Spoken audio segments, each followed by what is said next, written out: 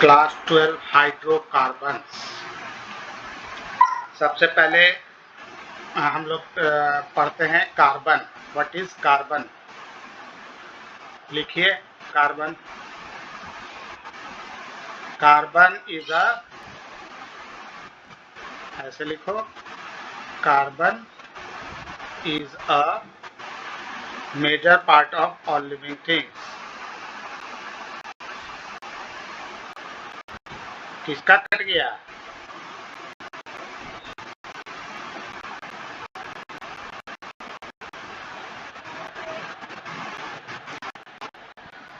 Carbon is a major part of all living things, चाहे वो paper से लेकर प्लास्टिक तक, कोल से लेकर पेट्रोल तक, हाँ, ह्यूमन से लेके एनिमल्स तक, all are made of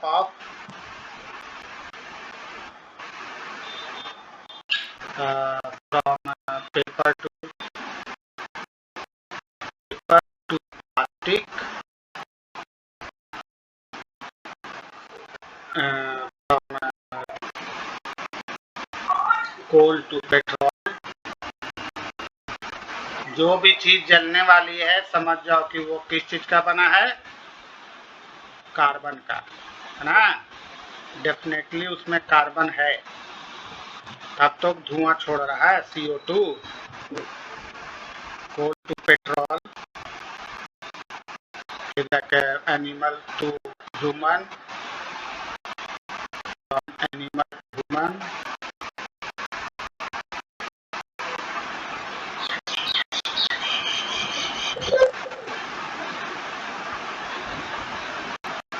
non living things भी कुछ कुछ है ना। जैसे पेट्रोल वगैरह ये सब नॉन लिविंग थिंग्स में आता है ना, तो वो भी कार्बन का ही है ना। Human are made up of carbon. लिख दो, are made up of carbon.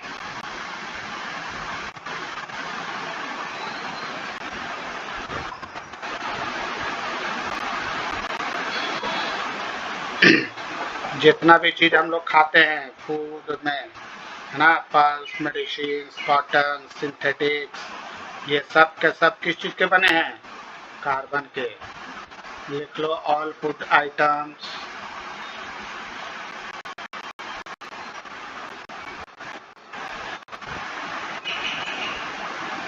Pulse, medicine, rice, wheat, ये सब है ना, इसमें डाल दो। Medicine, cloth, synthetic fibres, ETC। हवा में कार्बन किस फॉर्म में मौजूद है?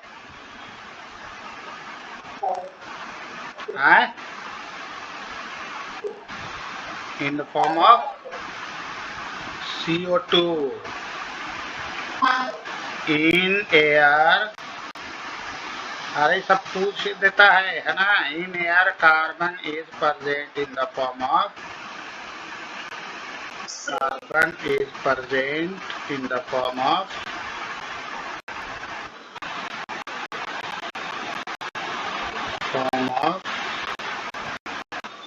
CO2, है ना। और कितना है? लगभग अबाउट 0.03%, है ना। टोटल एयर का जितना भी एयर है, ऑफ टोटल एयर कर दो, कंट्रोल हो जाएगी। टोटल एयर, एयर में बहुत चीज मौजूद है ना, नाइट्रोजन, CO2, ऑक्सीजन, है ना। ऑक्सीजन कितना है? लगभग 21%। हाँ, इससे अगर ज्यादा हुआ, 23, 24, 25 हुआ तो दुनिया जल जाएगी, है ना। जंगल वगैरह सूख कर इसीलिए जल जाते हैं ना। चलो ये तो कहानी अलग है। अब थोड़ा सा कार्बन के बारे में जानते हैं। ये कार्बन हो गया। अब कार्बन का सिंबल क्या है? कार्बन मेटल है कि नॉन मेटल है?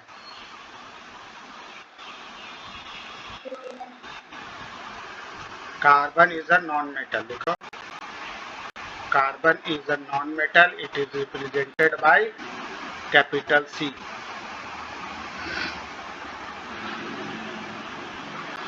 Non-metal और रिप्रेजेंट करते हैं C से.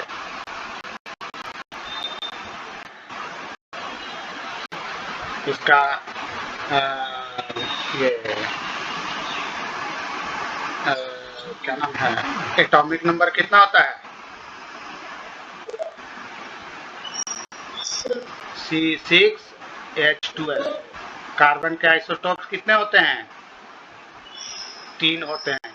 C6H13, C6 और वेट 14, है ना. इसका इस्तेमाल हम लोग किस चीज में करते हैं? For carbon dating. For carbon. क्यों कार्बन डेटिंग के लिए? क्योंकि हम लोग ऐसा पाया कि ये 5000 साल में लगभग आधा हो जाता है ना. हर इंसान के कार्बन में, एक ही कार्बन में तीनों मौजूद होते हैं ना. ठीक है. ये 98 पॉइंट समथिंग 01 या 02% है.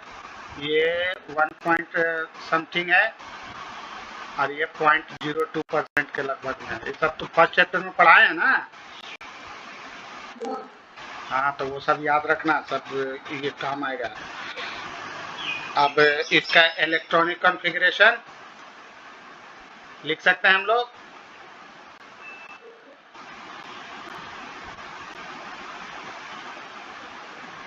और 2p2 है ना.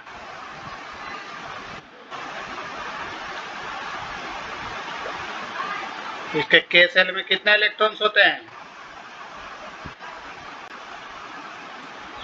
2 इलेक्ट्रॉन. देखो, it has 2 electrons in K shell and 4 electrons in L shell. ये अपना के सेल हो गया, ये एल सेल हो गया, है ना. के सेल, एन सेल.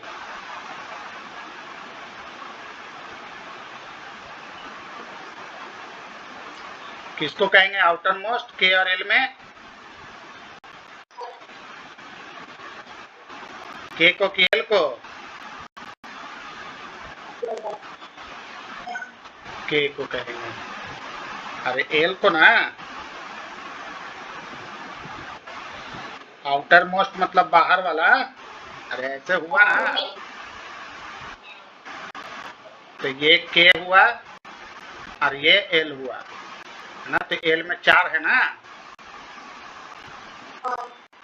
और ये अब इसका तो समझ रहे हैं कि ये 4 कैसे है. 2 p ऑर्बिटल में और 2 s ऑर्बिटल में, 2s ना. वो सब फर्स्ट में हम लोग पढ़ चुके हैं. तो अब इसके आउटर मोस्ट में 4 इलेक्ट्रॉन हैं, इसलिए इसको हम लोग बोलते हैं टेट्रावैलेंट. क्यों बोलते हैं टेट्रावैलेंट? लिखिए, why we say carbon as a tetravalent element. अरे स्क्रीन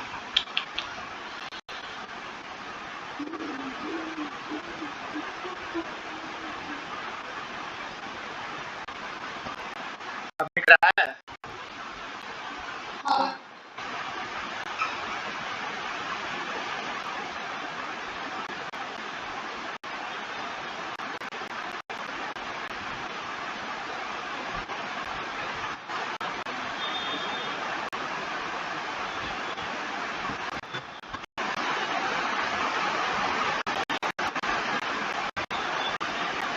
चलो,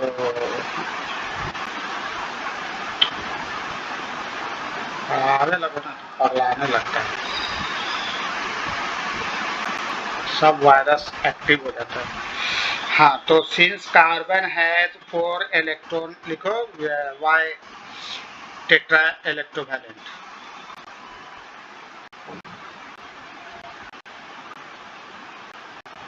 ये पूछेगा अब टेस्ट में, है ना. एक भी टेस्ट में कार्बन का ये नहीं ना था. हाँ, लास्ट में अब यहाँ पर चलेगा. तो लिखो ये क्या नाम है, वही लिखो, since carbon has 4 electrons in its valence shell, since carbon has 4 electrons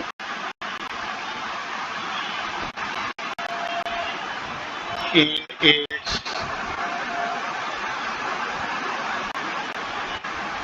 outermost shell या वैलेंस शेल, जिसको वैलेंस शेल भी बोलते हैं ना।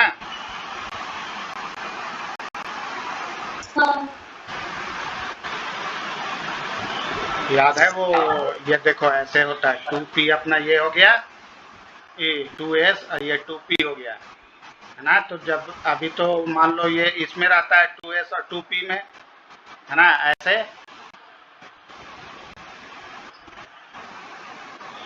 ऐसा रहता है। लेकिन जब एक्साइटेड होता है तो ये कहाँ चला आता है, यहाँ, है ना। तो एक्साइटमेंट में ये आकर ऐसा हो जाता है, एक यहाँ रह गया, एक यहाँ, सब घर को फुलफिल कर देता है।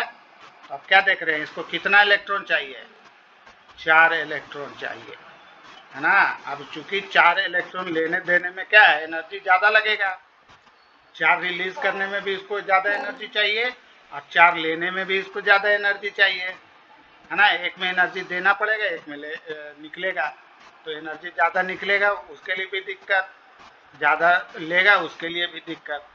तो इसलिए ये क्या करता है, शेयर करता है। क्या करता है, हाँ, तो कहाँ तक लिखी, it needs 4 more electron, therefore, यार ऐसे करके लिखो, therefore it needs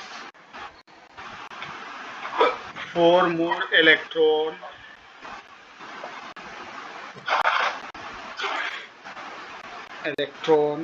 to complete its octet.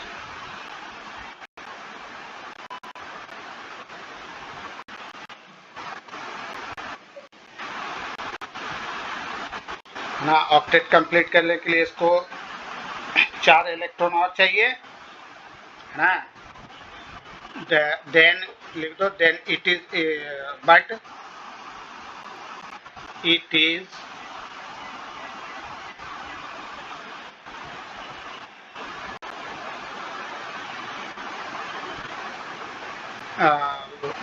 very hard to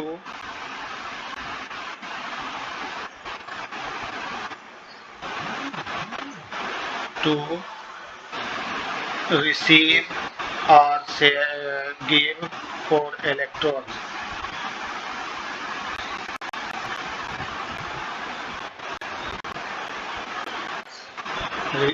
Give नहीं, eject.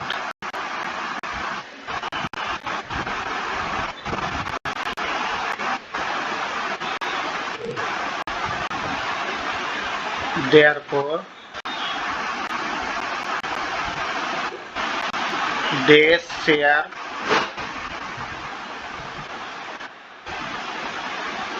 with other electrons. They share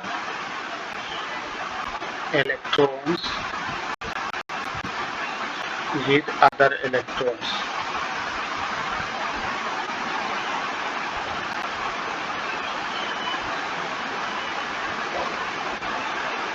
ये 10 क्लास में भी है ना 2 रूल, 10 क्लास में भी होगा 2 रूल, है ना।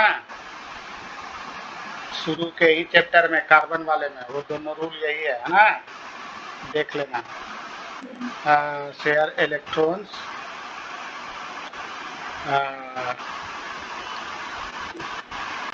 To complete its octet,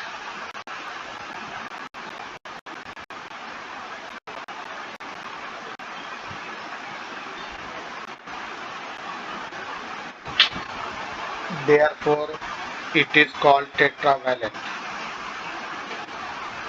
Now, yeah, hence it is called tetravalent.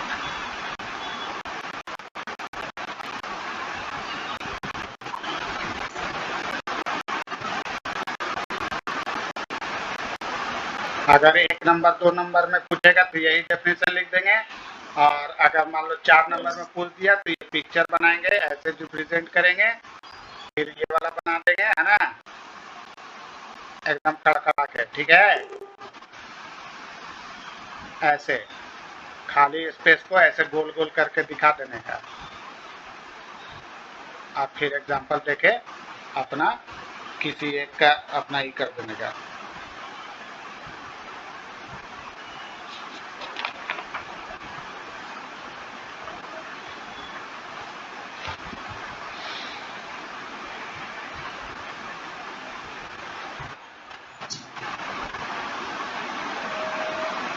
है ना, कार्बन के पास कैपेसिटी थी कि ये C4+ भी बना सकता है और C4- भी बना सकता है, क्योंकि ये एग्जैक्टली बीच में पड़ता है ना, 4 ले भी सकता है 4 दे भी सकता है। लेकिन भाई इसके पास इतनी कैपेसिटी है, लेकिन उतना ही करने के लिए एनर्जी भी तो चाहिए, है ना। तो एनर्जी चाहिए तो भाई हम लोग उतना एनर्जी हम लोग सिस्टम से ही नहीं कर सकते हैं, बेयर नहीं कर सकते हैं, इसलिए कार्बन अपना शेयर करके काम चला लेता है, बहुत सारा शेयर करके बनाता है। तो इस बॉन्ड को हम लोग क्या बोलते हैं, जो शेयर करके बॉन्ड बनता है उसको क्या बोलते हैं?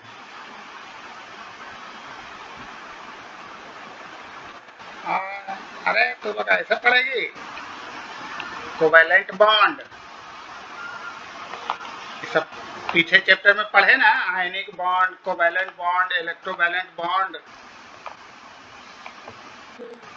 हाँ तो सब याद करो, पढ़ने के बाद सारा चीज रिकॉल कर लिया जाता है दिमाग में कि हाँ ये चीज अब आएगा, ये चीज अब आएगा, फट से आंसर होना चाहिए।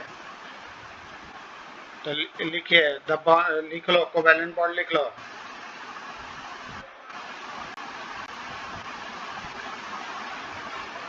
The bond formed by sharing, बताइए फिर से लिखाना पड़ रहा है।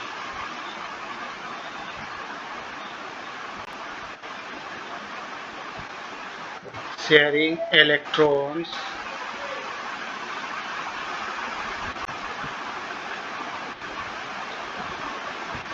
between two atoms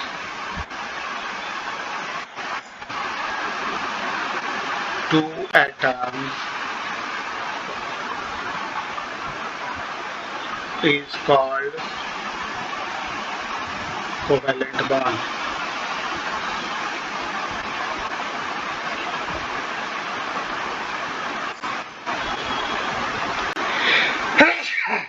है ना, जैसे हाइड्रोजन तो हमको मालूम है ना कि वो अनस्टेबल होता है, क्योंकि उसके पास 1 इलेक्ट्रॉन होता है, तो वो एग्जिस्ट करने के लिए क्या करता है, अपने दूसरे हाइड्रोजन के साथ शेयर कर लेता है। तो ये कौन सा बॉन्ड हुआ, हाइड्रोजन बॉन्ड। ऑक्सीजन क्या करता है, वो भी शेयर करता है, तो ये कौन सा बॉन्ड हुआ, कोवैलेंट बॉन्ड। अब double covalent bond, triple covalent bond अभी आगे हम लोग देखेंगे। तो क्या नाम है, कार्बन भी उसी तरीके से 4 कोवैलेंट बॉन्ड बना सकता है। कितना, 4, क्योंकि इसके पास कितने इलेक्ट्रॉन्स फ्री होते हैं, 4 इलेक्ट्रॉन। 4 ले सकता है, दे सकता है, तो दे सकता नहीं है ना, क्योंकि बहुत एनर्जी चाहिए। और अगर मान लो 4 ले लेगा तो सेंटर में क्या हो जाएगा, अनस्टेबिलिटी आ जाएगी ना, है ना। अगर 4 इलेक्ट्रॉन मान लो बाहर से ले आते हैं तो इलेक्ट्रॉन कितना हो जाएगा, टोटल 8 हो जाएगा, है ना, 8 और 2 10 हो जाएगा, 10 इलेक्ट्रॉन हो जाएगा। और प्रोटॉन कितना है सेंटर में, 6 ही है ना। तो अब ये 6 प्रोटॉन 10 इलेक्ट्रॉन को कैसे संभालेगा, धूम धड़ाका हो जाएगा। तो इस रीजन से वो 4 ले नहीं सकता है, और क्या नाम है, 4 दे नहीं सकता है, क्योंकि भाई एक इलेक्ट्रॉन को निकालने में हम लोग देख चुके हैं कितना एनर्जी चाहिए, है ना, फर्स्ट ऑर्डर सेकंड ऑर्डर पढ़े ना एनर्जी। तो एक को निकालने के लिए दूसरा, फिर अगर दूसरे को निकालेंगे तो और ज़्यादा एनर्जी लगेगा। दूसरा अगर निकल भी गया तो तीसरा निकलना तो एकदम इम्पॉसिबल हो जाएगा। क्यों, क्योंकि अभी यहाँ पर प्रोटॉन कितने हैं? 6 प्रोटॉन हैं और 2 मान लो निकल गया, तो अब कितने इलेक्ट्रॉन बच गए?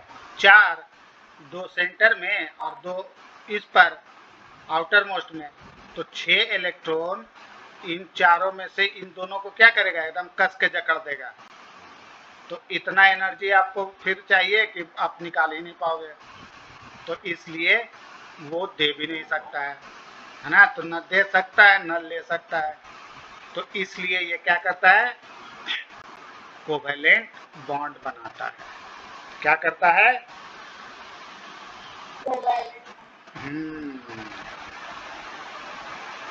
कोवेलेंट बॉन्ड हैज, लिख लो, covalent bond has weak intermolecular forces.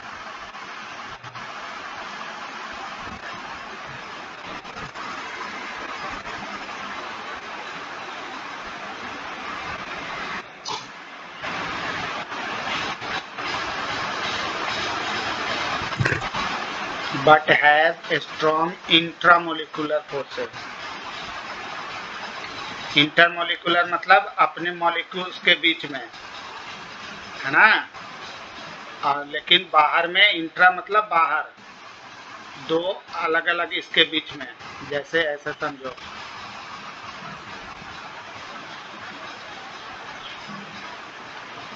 अब तो तुम लोग को सब कॉन्सेप्ट एकदम दिमाग में रहना चाहिए। हम बोल रहे हैं ना कि जितना भी पढ़ रही है ना, सब दिमाग में होना चाहिए, कॉपी में कुछ भी नहीं रहना चाहिए, ठीक है? एकदम ABC जितना भी पढ़ रहे हैं अभी से लेके अब जो भी पढ़ेंगे, सब माइंड के अंदर होना चाहिए एकदम। कोई फायदा नहीं है कॉपी में नोट्स बनाना और ये बनाना और वो बनाना, बस प्रैक्टिस ऐसा करो कि सब दिमाग में लिखाता चला जाए। देखो, इंटरमोलिकुलर फोर्स बोलते हैं कि जैसे ये है ना? तो ये अपना इसके बीच का फोर्स है ना, अपना मॉलिक्यूल के अंदर, जैसे हम क्या नाम है, हाइड्रोजन हाइड्रोजन या H2O, है ना, ऐसा बना रहे हैं, तो मॉलिक्यूल्स के बीच जो फोर्स होता है वो कमजोर होता है, लेकिन जब ये बॉन्ड बन जाता है, दूसरे के साथ बॉन्ड बना लेता है, ठीक है, तो वो बॉन्ड क्या हो जाता है? स्ट्रांग हो जाता है। तो लिख लिए, क्या लिखी? It has weak intermolecular forces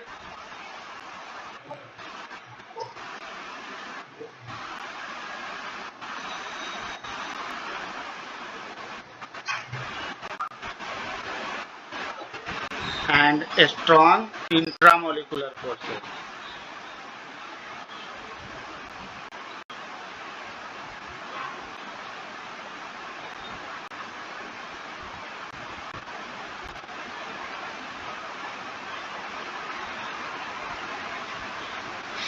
Since carbon has 4 electrons,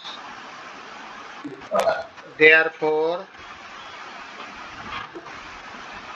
they form 4 covalent bonds.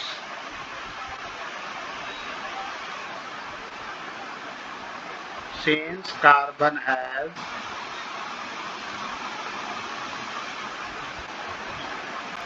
4 electrons, therefore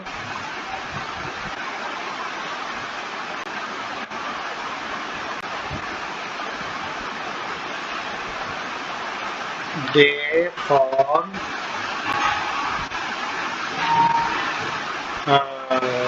4 covalent bonds.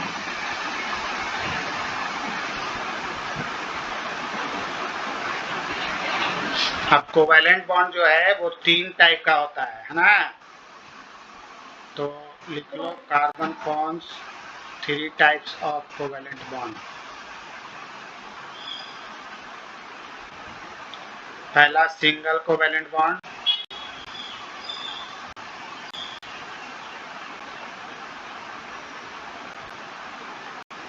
दूसरा डबल कोवैलेंट बॉन्ड, सिंगल को ऐसे लिखेंगे है ना, डबल कोवैलेंट बॉन्ड, इसको ऐसे लिखेंगे, और तीसरा triple covalent bond.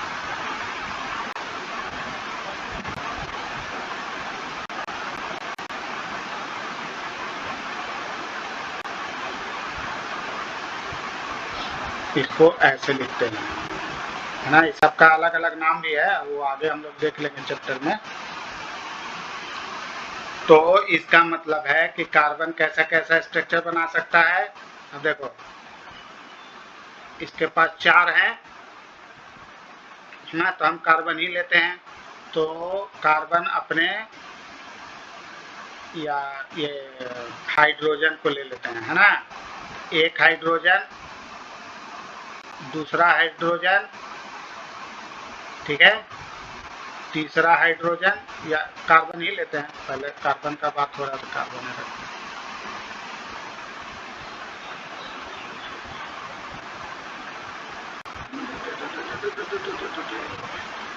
Carbon carbon, यहाँ भी एक कार्बन, यहाँ भी एक कार्बन। तो ये जो 2 इलेक्ट्रॉन दिख रहा है, ये ऐसे कनेक्ट कर दो, तो बन गया क्या, सिंगल कोवेलेंट बॉन्ड। कैसा, सिंगल कोवेलेंट बॉन्ड, ठीक है।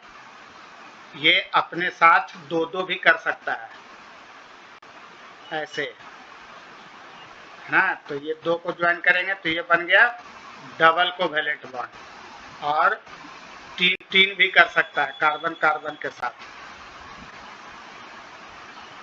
इसको ऐसे लिखते हैं, ठीक है, 1 2 3, और बाकी जो एक है वो अपना इधर किसी और से। 4-4 नहीं होता है ना, चारों एक कार्बन का चारों दूसरे कार्बन से अभी तक, यानी कि कार्बन C2 अभी तक फॉर्म नहीं हुआ है ना। O2 मिल चुका है, H2 मिल चुका है, C2 मिल चुका है, O2 मिल चुका है, Cl2 मिल चुका है ना, Br2 मिल गया है, लेकिन ऐसा अभी तक नहीं मिला है, इसलिए हम लोग ऐसा नहीं बना सकते हैं, ठीक है।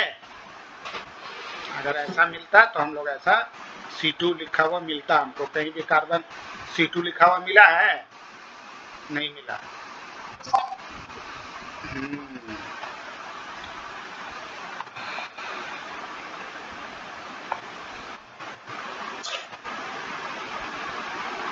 सब इन तीनों में सबसे स्ट्रॉन्गेस्ट कौन होता है, सिंगल, है ना। Single covalent bond is greater than double covalent bond, और डबल कोवेलेंट बॉन्ड से स्ट्रॉन्ग ये स्ट्रॉन्ग होता है ट्रिपल कोवेलेंट बॉन्ड से, ठीक है।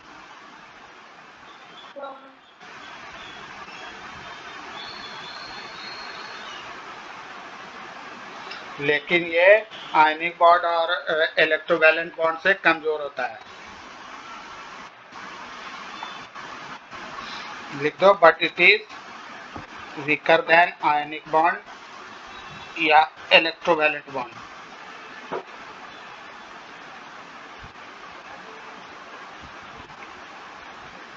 ये नॉन कंडक्टर ऑफ इलेक्ट्रिसिटी भी होता है।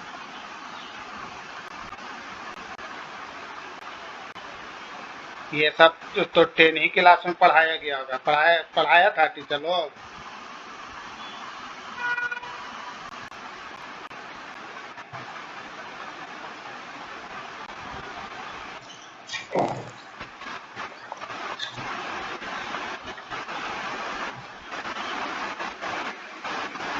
जितने भी ऑर्गेनिक कंपाउंड्स हैं सब रखते हैं कोवेलेंट बॉन्ड, ठीक है। तो सब नोट में करके लिख दो, all organic compounds have covalent bond, all organic compound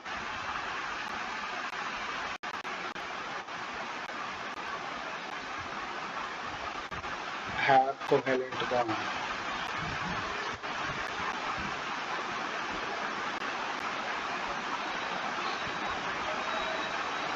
इसका ये क्या नाम है, मेल्टिंग पॉइंट और बॉइलिंग पॉइंट दोनों लो होता है। It has low melting point and boiling point.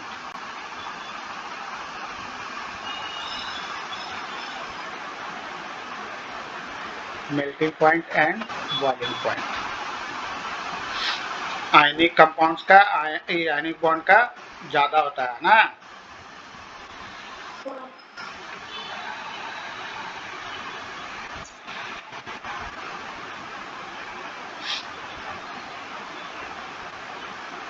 चलिए, तो कार्बन फॉर्म्स कितने बॉन्ड फॉर्म करता है कार्बन? सिंगल बॉन्ड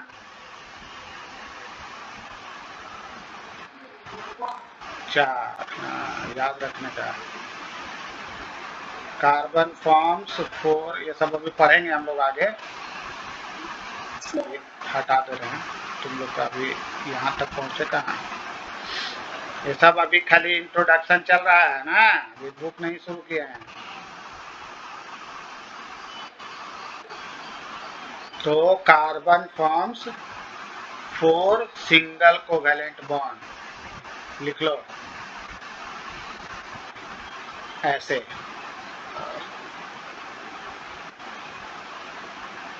यहाँ पर लिख देना 1 2 3 4। 2 डबल बॉन्ड फॉर्म कर सकता है ना, और 1 triple bond.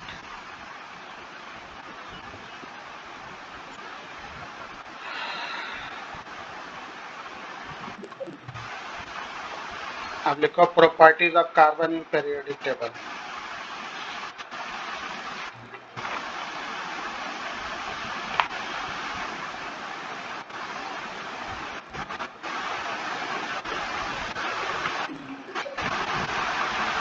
Properties of carbon in PT. Atomic number कितना?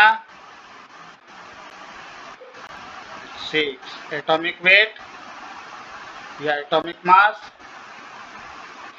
एटॉमिक मास बोलेंगे तो यू में लिखेंगे, और एटॉमिक वेट बोलेंगे तो ग्राम में लिखेंगे। ये हो गया एटॉमिक वेट।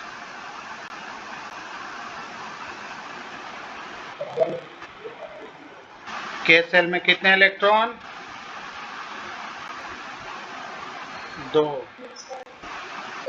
एल सेल में कितने इलेक्ट्रॉन? 4। इलेक्ट्रॉनिक कॉन्फ़िगरेशन 2 4, या इसको हम लोग अब ये पीछे के क्लास में पढ़े हैं ना 2 4। अब पढ़ेंगे क्या 1s2 2s2 2p6। हम लोग जानते हैं कि ये होता है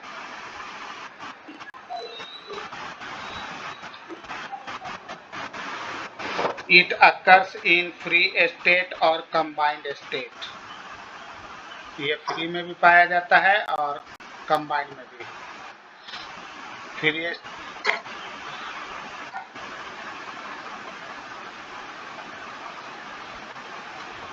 फ्री स्टेट में कार्बन के एग्जांपल्स,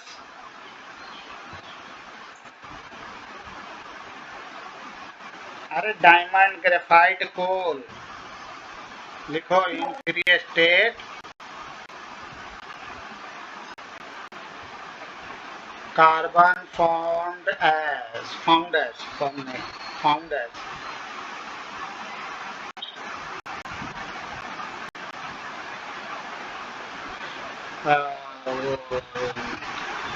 डायमंड ग्रेफाइट। एक और है ना वो बल्क मिस्टर।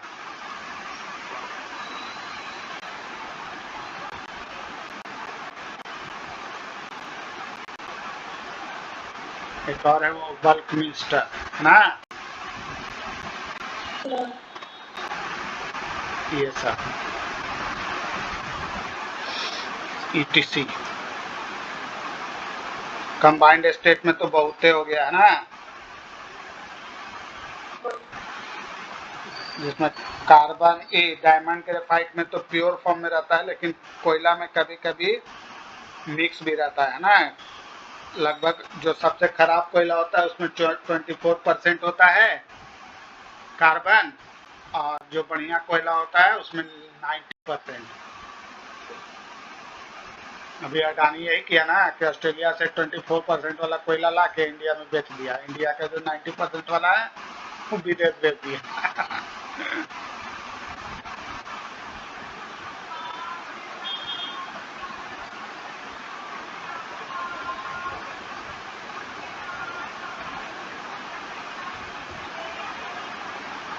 चलिए, तो इसके बाद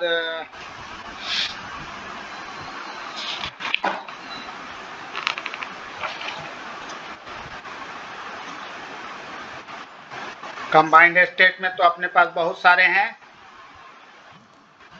है ना। मोलिकुलर फॉर्म में हो गया वो इथेन, मीथेन, ये सब अपना नाम तो सुनी ही होगी। बाई मोलिकुलर फॉर्म में लिख लो इन कंबाइंड स्टेट।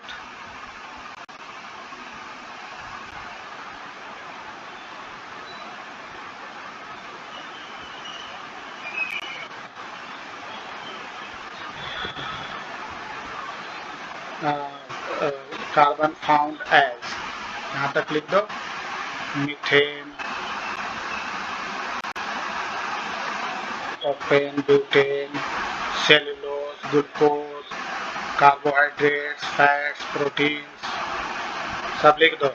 सब कार्बन का है ना। Cellulose, glucose, fructose, sucrose, carbonate, fats, proteins,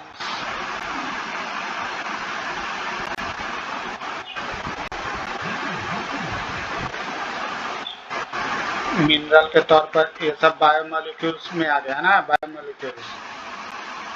biomolecules में सबका डिटेल अब हम लोग पढ़ेंगे, है ना। सबका स्ट्रक्चर देखेंगे एक एक करके। मिनरल्स के फॉर्म में पाया जाता है, कार्बोनेट के फॉर्म में,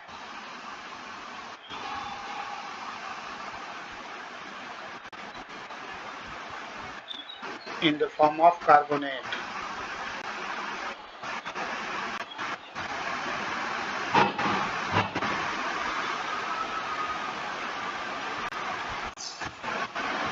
है ना, जैसे चौक, मार्बल, ये सब पढ़े ना। CaCO3,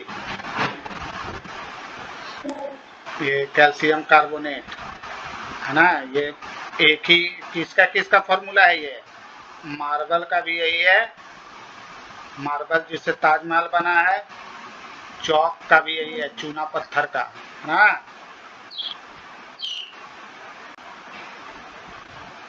और ये वो किसी का है, यही फॉर्मूला है।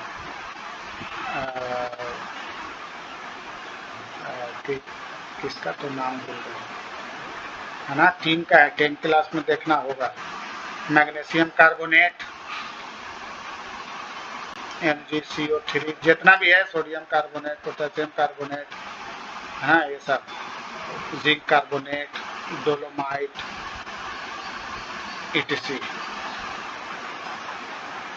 Dolomite, magnesium carbonate, calcium carbonate, ये सबको बोलते हैं, है ना। इसको क्या बोलते हैं, dolomite. Magnesium carbonate, calcium carbonate, ये सब डोलोमाइट में आता है। अभी देखेंगे, ये हम लोग देखेंगे इनऑर्गेनिक में, जब तीसरा चैप्टर शुरू करेंगे ना, तीसरा पार्ट, तब उसमें। तो यहाँ ये हो गया आज कार्बन की हिस्ट्री, ठीक है। अब अगले क्लास से हम लोग शुरू करेंगे। एलोट्रोप्स तो बता ही दिए, कार्बन के 3 एलोट्रोप्स होते हैं, कौन कौन। C12, डायमंड, ग्रेफाइट, बल्कमिंस्टर, है ना। कार्बन के एलोट्रोप्स कितने हैं। हाँ, 3 है। ये तीनों एलोट्रोप्स हैं, डायमंड, ग्रेफाइट और बल्कमिंस्टर, है ना। बल्कमिंस्टर ये सबसे कॉम्प्लेक्स है। कितने का बना है, कार्बन 60 कार्बन का, है ना। 60 कार्बन कैसे जुड़े हुए हैं, तो ऐसे पेंटागन फॉर्म में, 1 2 3 4 5, है ना, ऐसे करके कनेक्टेड है, ठीक है।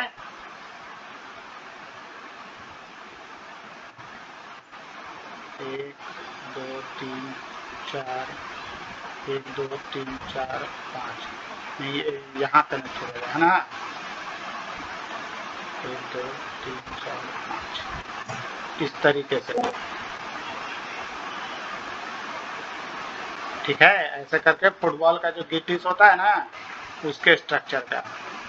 डायमंड हो गया, ग्रेफाइट का अपना जानते हैं हम लोग कैसा होता है, डायमंड का कैसा होता है, ये सब याद है ना, सब तो पीछे पढ़ाए हैं। हाँ, डायमंड का ऐसे, इसीलिए इसको हम लोग छुरी से भी काट सकते हैं, ई ग्रेफाइट को, है ना, ये ऐसा होता है।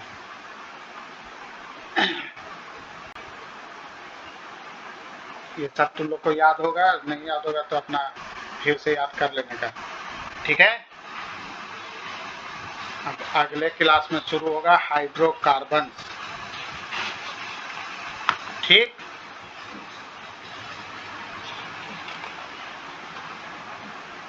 ये सब डिटेल तो हम लोग पीछे पढ़ ही चुके हैं।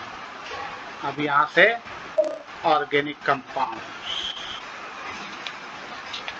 नेक्स्ट क्लास में हाइड्रोकार्बन हम लोग स्टार्ट करेंगे, ठीक है। चलिए तब तक के लिए 5 मिनट ब्रेक कीजिए, फिर फिजिक्स पढ़ते हैं।